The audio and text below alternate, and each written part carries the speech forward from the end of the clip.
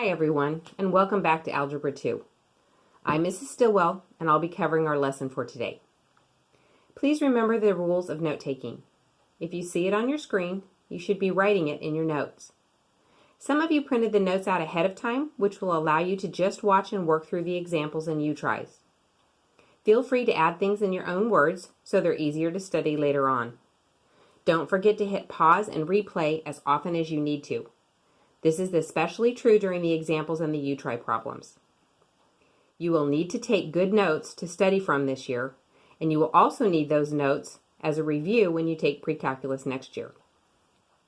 Okay, here we go. Today we will be tackling 6.3a, that would be Chapter 6, Exponential and Logarithmic Functions. Section 3a, so the very beginning of logarithms and logarithmic functions. Okay, I know logarithms sound scary. This will be fine, I promise. We're just doing baby steps here. Okay, our learning target is 6a. I can evaluate logarithms of any base. So, our vocabulary and concepts. Logarithms allow us to solve equations like this. If you had an equation that said, let's see, 2 to the x equals 8, it would be very easy to solve. You can see that x is equal to 3. However, 2 to the x equals 6, there is no number that we can think of off the top of our head that makes that true, so we are going to be using logarithms.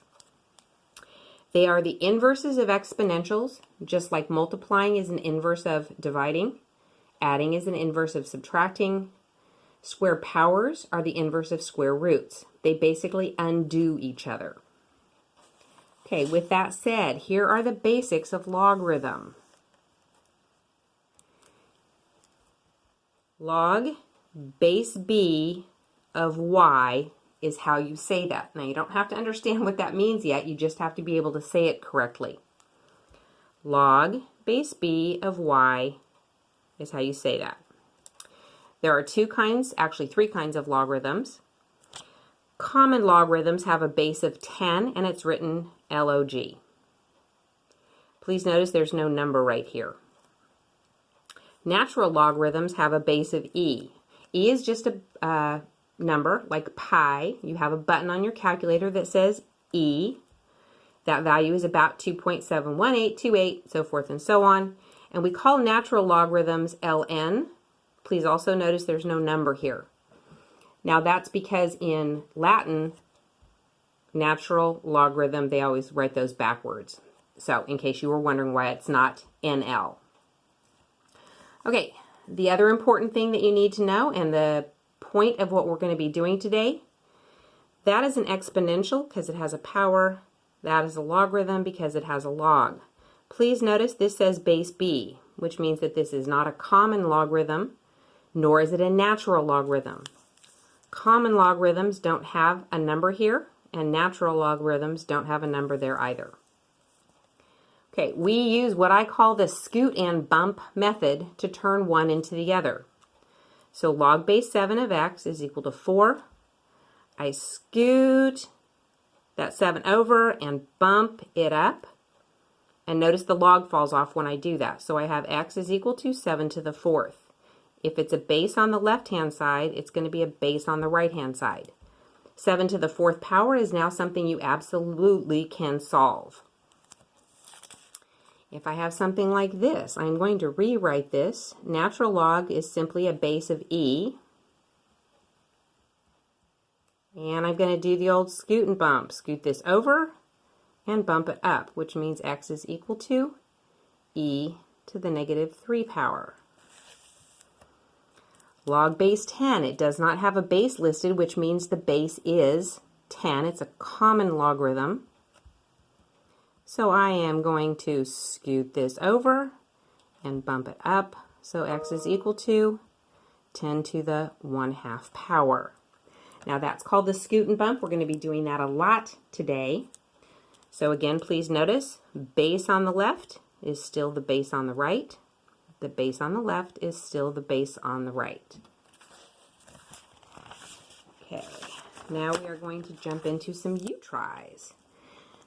The U-tries are going to be very basic today. We're simply going to be changing it from a log to an exponential, and we're going to use the scoot and bump. So scoot this over, bump it up, and I have 16 is equal to 2 to the 4th power. Now 16 is exactly 2 to the 4th power, so you know that what we did is right. Scoot and bump. So I have 4 is equal to 1/4 to the -1 power, and you know that that's true. A negative, flip this upside down, makes it an inverse, so I have 4 is equal to 4. I'm not saying anything that is not true, I'm just changing it from a logarithm into an exponential. Okay, please pause your video and do problems C and D as U-tries.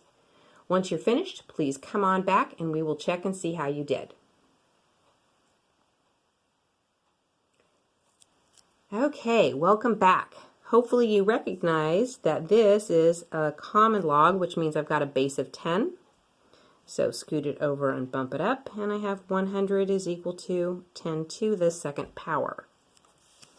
Same thing here, scoot it over, bump it up, and I have 1 is equal to 3 to the 0 power. 10 squared is 100, so I know what I wrote was true. Anything to the 0 power is 1, so again, I know what I wrote is true. Now we're going to undo what we just did. So we're going to take it from a true exponential and turn it into a true logarithm.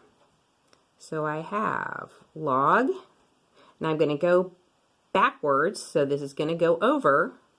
So I'm going to have log base 5, base on the left, base on the right, of 25 is equal to 2. Okay, base on the left will be the base on the right, so I'm going to have log base 10 of 1/10 is -1.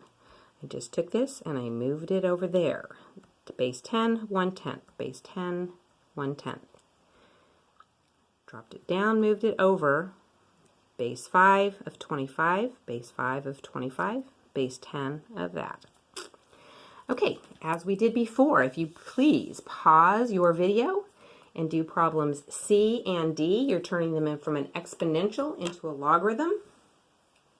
And come on back when you are ready. Okay, welcome back. Let's see what we've got here. We're going to drop this down and move it over, so it's going to turn into a log.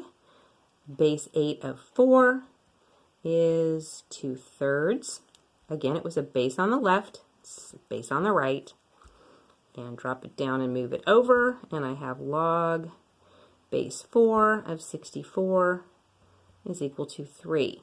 Now, if it helps you, you could also have done it this way. When I dropped it down and moved it over, that 2/3 was left. And when I moved that over to the other side, I got this. Please notice that these two things are exactly the same. If it helps you to drop it and move it and leave that 3 over here, and on the left-hand side, you have a base of 4 here, base of 4 there. Please notice that these are identical to each other. You can do it either way, whichever way you're more comfortable. Okay, if you are getting this okay, please go ahead and be ready for the next thing. If not, please pause, replay this, and go back over what we just talked about. Just doing the scoot and bump. Okay, last but not least, we are going to solve these things without a calculator. And the way we're going to do that is simply say this is equal to x. And we are going to do our scoot and bump. So I'm going to have 64 is equal to 4 to the x power. So you simply have to ask yourself, 4 to what power is 64? Well, 64 is 4 times 4 times 4. That means that x is equal to 3. As always, you are more than welcome to go back and plug it in up here and make sure that both sides turn out the same. Now this one's a little bit trickier, So I'm going to say that's equal to x, and I'm simply going to scoot and bump it over here. So I have 0.2 is equal to 5 to the x power. Now, some of you are going to look at that and say, okay, I don't know what I'm supposed to do with that, until you notice this. 0.2 is 2 over 10. Another way to write 2 over 10 is 1 over 5.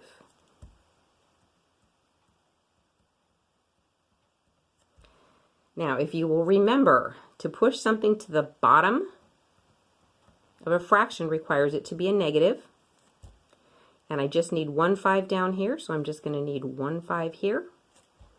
5 to the negative 1 power pushes that 5 to the bottom, and I've got my answer. Now that's probably one of the trickier ones that you're going to have to do. And again, please remember, when you have a fraction, that means that your power is a negative. Okay, last but not least, if you will please pause your video while you try the last two problems. This is it for our lesson. Like I said, it's very, very short, just with the basics for you. Please do problems C and D with your video paused, and then come back and check, and we will see how you did.